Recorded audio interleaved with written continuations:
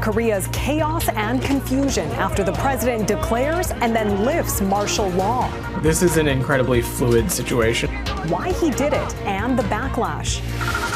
Also on this Tuesday night, should Canada join the U.S.? The remark President-elect Trump made to Prime Minister Trudeau that's being downplayed as a joke. Canada's fire chiefs sound the alarm. The solution they're calling for to deal with growing communities. Plus, celebrating Johnny and Matthew Gaudreaus. And everything that was left by fans has been turned into something. The new tributes to a late NHL star and his brother. Global National with Donna Friesen. Reporting tonight, Nitu Garcha. Good evening and thanks for joining us. South Korea's right-wing president has been forced to back down today, just hours after he shocked his nation and the world by unexpectedly declaring martial law. In a late-night televised address, President Yoon Suk Yeol accused opposition parties of working with North Korea and vowed to eliminate what he called anti-state forces. His declaration sparked chaos inside and outside the nation's parliament. The country's lawmakers quickly reacted, though, organizing to rescind the president's decree. The lifting of martial law has now been approved, ending a remarkable night of drama. What remains unclear is what comes next and how the West will react to what happened within the borders of one of its strongest Eastern allies. Redmond Shannon has tonight's top story. South Korean soldiers breaking into the country's parliament during the hours of chaos that gripped one of Asia's powerhouse democracies. This woman asks, is this really happening in the 21st century? Her shock triggered by a move from the country's embattled president, Yoon Suk Yeol. I declare martial law to protect the Free Republic of Korea from the threat of North Korean communist forces that are plundering the freedom and happiness of our people. Poppycock. What he means is he doesn't like the opposition MPs. This former British ambassador to North Korea says far more likely reasons for Yoon's declaration were a budget crisis and the growing threat of impeachment for allegations of corruption. All 190 of the Assembly's 300 lawmakers who made it into Parliament voted for the president to withdraw the declaration. The politicians holed up inside through the night as the military encircled the building. Police scuffling with protesters who demanded a U-turn from the president on an order that could have suspended civil liberties. Before dawn, Yoon had followed their wishes and backed down. Secretary Austin and the Department of Defense continue to monitor the developing situation in the Republic of South Korea. Any erosion of democracy in South Korea is watched closely by its Western allies and Japan, keen to ward off the threat of North Korea's nuclear ambitions. 45 years ago in South Korea, a coup and martial law effectively replaced one military regime with another. But since the late 80s, the country has been a stable democracy. Now in 2024, an apparent political fight almost became a battle for the country's future. It's over for now, but the long-term effects are still uncertain. Redmond Shannon, Global News, London. Though it was swiftly reversed, the president's declaration of martial law is widely viewed as a desperate move to silence opponents and cling to power. Yoon took office in May of 2022 after securing a narrow victory in South Korea's closest presidential election. Since then, he's faced growing backlash for what critics describe as his heavy-handed style, including implementing restrictions on news media and labeling opponents as fake news. In Ottawa, there is more fallout from the Prime Minister's dinner with U.S. President-elect Donald Trump last week in an attempt to ease Trump's tariff threats against Canada. Pledges to beef up border security on Canada's side were at the center of the meeting. And today, Justin Trudeau met with opposition leaders to discuss the issue. As David Akin reports, it did little to satisfy Trudeau's main rival in Parliament. Prime Minister, what are you going to talk to with? A rare meeting between Prime Minister Justin Trudeau and federal opposition leaders. I've got a lot of concerns I want to share. Even Conservative leader Pierre Poilievre attended. Why not? Though some said after that Poilievre was as combative in their closed-door meeting as he is in question period. He was still trying to score political points, even when there's no camera, so I don't understand his approach. We're trying to pull together as Team Canada, but I guess Mr. Poilievre can't help himself. In any event, Poilievre told reporters after the meeting he's ready to put Canada first and talk some sense into Donald Trump. This is a president, an incoming president, who was elected on the promise to make America richer. These tariffs would make America poorer. But Trudeau accused Poilievre of repeating the false American narrative that Canada's border is broken. I think the leader of the opposition needs to reflect carefully on whether he really wants to amplify the erroneous narratives that the Americans are putting forward. Earlier in the day, Trudeau's point person for the border, Public Safety Minister Dominic LeBlanc, was grilled about the government's border plans. All the opposition parties want more RCMP and border agency officers deployed. I have said publicly, I said it at Mar-a-Lago, the Prime Minister repeated it, that of course we will be increasing the boots on the ground. But LeBlanc provided no specifics. We do not have the details, we do not have the numbers, but we know about the intention, which by itself is the beginning of a good thing. Meanwhile, the RCMP has already put out a tender to buy 30 new drones, and the force will be getting at least 2 new helicopters. But the new president takes office in about 6 weeks on January the 20th, and both the Conservatives and the NDP say they're worried the Trudeau government will not have made border improvements in time to avoid Trump's tariff threat. Nitu. All right, David Akin in Ottawa tonight. Thanks, David. Some Canadian politicians are downplaying a comment by U.S. President-elect Donald Trump that Canada should become the 51st state of the U.S. if it can't handle tariffs. The remark was made during a dinner at Mar-a-Lago with Prime Minister Justin Trudeau. Our Mercedes Stevenson joins me now. So, Mercedes, walk us through what Trump said and how we learned about it. Well, Neithu, we learned about this last night when Brett Baier, who's a very prominent Fox News anchor, delivered the news, saying he'd heard it from 2 people who were at the table. And what he described his sources heard was Justin Trudeau making the case to Donald Trump that Canada should not be tariffed because our economy would not be able to handle the results. Those sources claimed that Donald Trump then said, well, if Canada basically can't get by without, quote unquote, ripping off the United States for $100 billion a year, which is a reference to what he calculates the trade deficit at, then maybe Canada should just become the 51st state. And he suggested that Justin Trudeau could become the governor of that state, even though that wasn't quite as good a title, he said, as prime minister. Today, Dominic LeBlanc, the Minister of Public Safety, who was at the table as well, said it was all in good fun. The president was telling jokes. The president was teasing us. It was, of course, on that issue, in no way a serious comment. We had a discussion on trade issues, on border security that was very productive.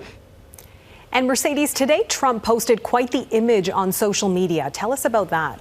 I mean, it's very much Donald Trump being Donald Trump, picking up on this furor and questions over the 51st state comment and whether it was a joke or whether it was a joke that was meant to deliver a hard message to make Canada look like we were a little on our back foot after Canadian politicians portrayed the meeting as being very rosy and that he's very serious about those tariffs. But just before we went to air, Donald Trump went on Truth Social, which is his favorite social media, and posted an AI-generated picture of him next to a Canadian flag, which viewers can see here, looking over mountains. That one mountain in the background appears to be the Matterhorn, which is actually between Switzerland and Italy. So is this more trolling? Is this a joke?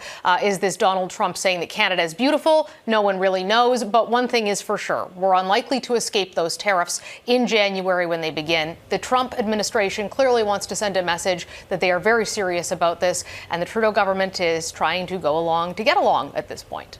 All right, Mercedes Stevenson in Ottawa tonight. Thanks, Mercedes. Winnipeg police have turned over a murder suspect to U.S. Marshals decades after a killing in New Jersey. 60-year-old Robert Allen Creeder was extradited to the U.S. after being arrested in June. He's facing a first-degree murder charge in the cold case investigation into 23-year-old Tamara Tigner's murder. She was found fatally strangled in a New Jersey park in 1997. Technological advances eventually allowed investigators to match evidence with Creeder's DNA last year.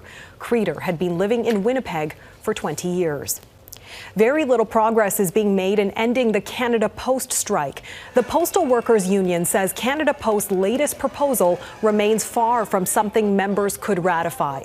Issues putting both sides at a stalemate include higher wages, better health benefits, and changes to Canada Post's use of temporary workers.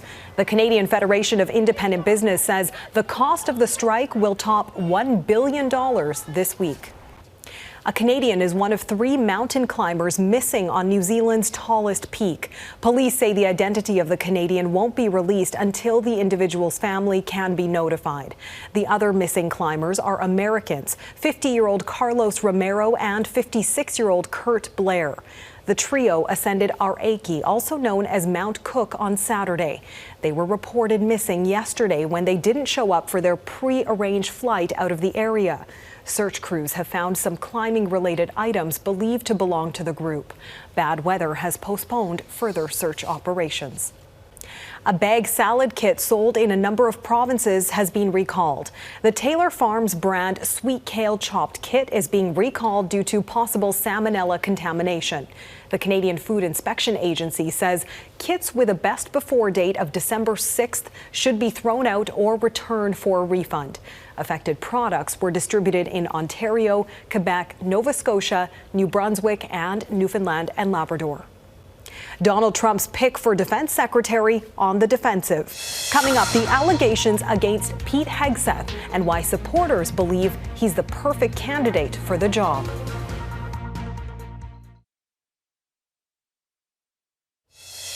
The United States is all in on Africa. All in on Africa. That is U.S. President Joe Biden pledging a stronger partnership with Africa. He's in Angola, marking the first trip by an American president to the country. Biden is touting a major U.S.-backed railway project aiming to divert critical minerals away from China. He also dodged questions on his decision to pardon his son, Hunter, after previously saying he wouldn't use his powers for the benefit of family members. Questions are dogging Donald Trump's pick to lead the U.S. Department of Defense. A new report claims Pete Hegseth was forced out of leadership roles in 2 military veterans organizations over allegations of mismanagement and misconduct. Bianca Facchinei now on the latest accusations and how they might further complicate Hegseth's confirmation. One of President-elect Donald Trump's controversial cabinet picks making his case on Capitol Hill. I welcome their advice, and it's always great to have an opportunity to talk to them about how they want to make sure our military is strong and ready. Pete Hegseth, a former Fox News host, is speaking with senators in Washington as claims of misconduct plague his nomination process to become Secretary of Defense. On Tuesday, he met with members of the Senate Armed Services Committee. And earlier this week, he spoke with other Republican lawmakers, like Senator Tommy Tuberville, who defended him against recent allegations. I've looked at all the personal stuff, and again, I've known him for a long time, and there's not going to be anything to this at the end of the day. An article in The New Yorker alleges Hegseth was forced to step down from 2 military nonprofits he ran. It cites a 2015 whistleblower account from Concerned Veterans for America, accusing him of abusing alcohol on the job, treating the organization funds like they were a personal expense account, and ignoring accusations of sexual assault within the organization. This comes after it was also recently reported Hegseth was accused of rape by a woman in 2017, whom he later paid a settlement to. I find it disgusting that this person could potentially be the Secretary of Defense. Critics of Hegseth's nomination have other concerns, too. Being a major in the National Guard and being a civil affairs officer does not qualify you in any way to go from being that and a talk show host to dealing with our international partners around the world and understanding what are in the best interests of maintaining our national security. However, that lack of experience is what supporters say make him the perfect outsider candidate to shake things up at the Defense Department. Bianca Facchinei, Global News, Washington. France's minority government appears to be hanging on by a thread, with opposition lawmakers on both sides of the aisle vowing to topple Prime Minister Michel Barnier's cabinet. In a chaotic session of Parliament, Barnier pleaded for order. Juste du respect. Et un peu plus de calme aussi, hein. This comes after the Prime Minister forced an unpopular budget bill yesterday, prompting opposition parties to call for a vote of no confidence, which is scheduled for tomorrow. In Vietnam, a court has upheld the death sentence for a wealthy real estate tycoon who committed financial fraud totaling $17 billion. Trong My Lan lost her appeal against the death penalty. However, the court says she could still reduce her sentence to life imprisonment if she reimburses 3/4 of what she stole. In April, Lan was found guilty of secretly controlling one of Vietnam's largest banks through shell companies, allowing her to misappropriate billions of dollars over a decade. Calling for backup ahead, what Canada's fire chiefs are asking for and why they say it's urgent.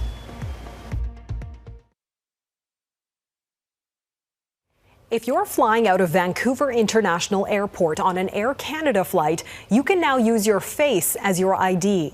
The airline's facial identification system can only be used for domestic flights for now. Travelers must download the Air Canada app, upload a picture of their passport, and then take a selfie. Air Canada says passengers still need their regular ID to get through security. The Face ID system is voluntary. However, some are still concerned about security. It's a piece of information about passengers that, as far as I'm concerned, is not required and is not there for operational security purposes. Air Canada says once a traveler's trip is finished, their facial biometric data will be deleted within 36 hours. Canada's growing population is straining municipal fire departments' ability to respond promptly, according to the National Association of Fire Chiefs. As new homes and high-rises fill with residents, fire departments in some cities are struggling to keep up. Heidi Petracek on the problem and the potential solutions. When flames break out and smoke fills the air, it's all hands on deck for firefighters. But as cities fast-track new housing for growing populations, fire departments can't keep up, according to a new survey by the association representing Canada's fire chiefs. We do not have all of the resources that are required. Of the 600 fire departments surveyed, only 17% in urban centres received extra resources to handle all the extra calls. The specific shortfall is different depending on where you go. In Calgary, for example, 100 new firefighters are being trained every year to keep up with the city's building boom and the people that follow. But equipment is much harder to come by. It takes years and years to order and procure and to secure new fire apparatus, and that seems to be a bit of a bottleneck. In Halifax, where this apartment building caught fire during construction earlier this year, firefighters are also feeling the pressure. For us to get there quickly and be able to perform fire attack and primary search, it's really essential. The city only now building a new fire station after a decade of stagnant spending.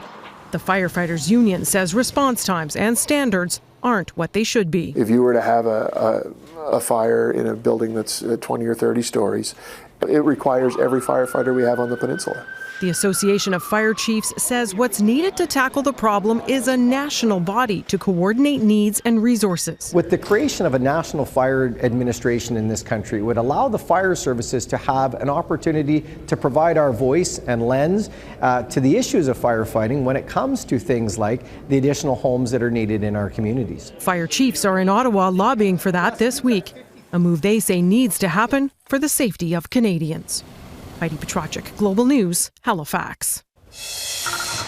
Unbreakable bond. Next, how Calgary is showing love and appreciation for the late Gaudreaus brothers.